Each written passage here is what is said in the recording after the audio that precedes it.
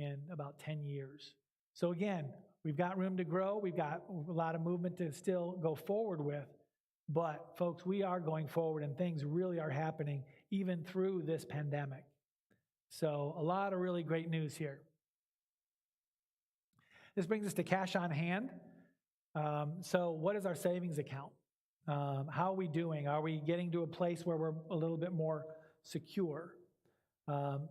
In July of 2019, when we kind of did our retrench, we had $46 in checking. We had $70,730 in savings, for a total of $70,777 between checking and savings. By the end of 2020, you can see the same numbers here. Up here, it's just shy of $150,000 between both. So we really, what the decisions we're making, what our congregation is doing, the response you all are giving us has just been overwhelming, and we're doing great things. Now you do see a drop off here, combined total of $128,000, almost $129,000 combined right now. That is due in part to two major factors. One is you did see a lot of capital expenditures, repairs that we were doing, but also, and we'll talk about it here in a second, I don't want to get too deep into the complexities of some of the stimulus stuff, but the COVID stimulus package, one thing that we were able to take an opportunity of, it's called the Employee Retention Credit. Federal government wanted people to keep people employed instead of laying them off, because then they paid the layoff wages, so they'd rather give the businesses the credit to pay the people rather than just paying the people to stay home. And so very complicated legal things that happen. I spent many, many days and weeks diving through all the legalities and all the forms and everything that had to happen. And I got a decent understanding of it, but realized that we needed to hire a company in order to really fill out the forms. If you fill them out wrong, it could either be considered fraud or you're disqualified from getting the credit. So we'll pay somebody else. That costs us about $18,000. But we'll get significantly multiple times that in return this summer when the credit comes back. Takes the IRS a time to process it, but and again, this isn't some Ponzi scheme. This, of course, the IRS versus the Ponzi developers, I'm not sure which is better, but the IRS put this out. They're covering it. It's actually refunding to the church past quarters of payroll taxes. We pay an enormous amount in payroll taxes from especially the school employee, but churches employees to the federal government. And to help businesses, they're refunding a large bit of that back. And so that's where that money's coming from. And so once again, even just the $18,000, that will be repaid once that refund comes back to us. With that back in, you'd really be looking at closer to $147,000 for this year versus $149,000. So again, through another year of COVID, we did drop a couple $1,000s, but given the extent of our repairs and maintenance, I think we've done a very good job. So, all right, folks. Yes.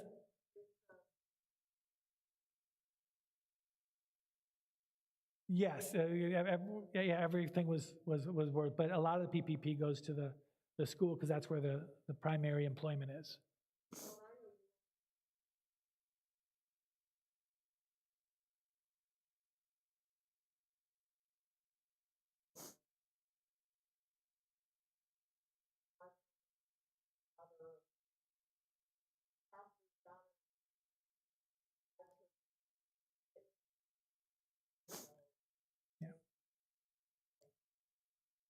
Yes, thank you. Yes, thank you. It does take a lot, but it's very well worth it. We're able to take on a lot of additional projects as the school is as well. So just some quick updates. ERC, that's the Employee Retention Credit. We just talked about that. If you want to know more about that, why would we do this, what's going on, I can meet with you later, but it really is a whole bunch of legalese and tax code type of stuff, but I can simplify it later. But once again, I don't think we need to go too depth in this. APC, that's the American Presbyterian Bible Church. You kind of saw the impact it has just 6 months this last year. Over the course of a year, it'll be over $30,000 that lease is covering for us. You got to know, though, what an amazing partner they are. It's always hard sharing your space with somebody, right? If you want to leave your socks on the floor, you get to leave your socks on the floor. But if someone else is using the space, you got to pick them up, right? It's just a little different, but the amazing partners they are. Right? Once again, yes, they pay us lease on a monthly basis, but they're the ones that have decided. After they came up, they showed up in force to help us. Remember, we had that beautification of the front where we're going to mow and trim and clean up the whole front yard. They showed up in force to help that. And after that, they said, this is a lot of work. Yes, it is. Yes, it is. So they said, would it be okay if we decided to hire someone? We'll pay for it and keep it all nice and neat all year long? Let me think. Is that going to be okay? They're covering the cost of keeping the front yard so beautiful. That's not decreasing their rent. They've just added that. When Garnett and I said, we can get parking lot lights up, but it's too hard to come out and get all of the scaffolding out and put it all up. And I used to be able to climb up those things a couple stories and pull a rope and lift them up, but I can't do that right now. They said, that's no problem. We'll be here. What time? They had a group of people out here. What's that? Yeah, they also helped us get all these interior lights back up and running. If you remember, for a while they were not working. So they've just been a great ministry partner. So that's, I think that's a good thing. Even if they weren't as helpful with us and what we've got going on, I think it's still important. Our mission really is to make disciples, right? Is our mission to make disciples for Ocoee Oaks? That's a preference. That's not the mission. That's our preference. Our mission is to make disciples. And if we can help them make disciples, then we're doing our mission, right? So amen. White Road property sale update. It is still moving forward like a turtle, but it's moving forward. We signed an agreement early in December that allows them to go directly to Ocoee to work on sectioning the property, which means that all of the engineering so far has gone well and passed.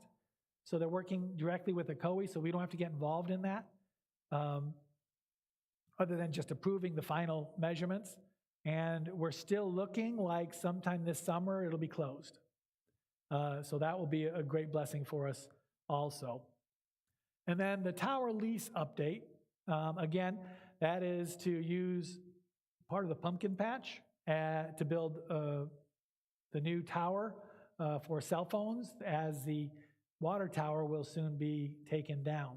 And that also is continuing to go through. We actually just signed the lease agreement after all negotiations and everything, signed a lease agreement, and again, giving them permission to work with Ocoee to get the permitting and work on all these different things that they need to as we move forward. So again, we're continuing to move forward in those projects. That one, we're not sure when they'll actually be able to start building, but hopefully that'll be soon. It'll be kind of neat. It's going to be a 150-foot pine tree. Somewhat disguised, I guess, but it'll be great out there. So anyway, overall, folks, I really appreciate the support you give your church. I appreciate that you guys, as the Ocoee Oaks family, pull together and just get things taken care of like we have. It's a great thing being part of this family, and I appreciate it.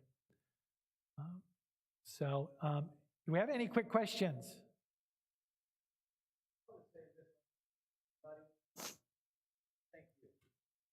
Thank you. Everybody here knows that you are the one that coordinates and works like 100 hours a week to make all this happen. So just thank you. Yeah, thank you. Thank you very much. So thank you for that. Any other questions?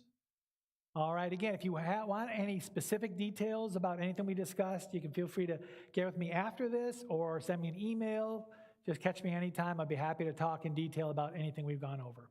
Other than that, thank you all so much and have a great day.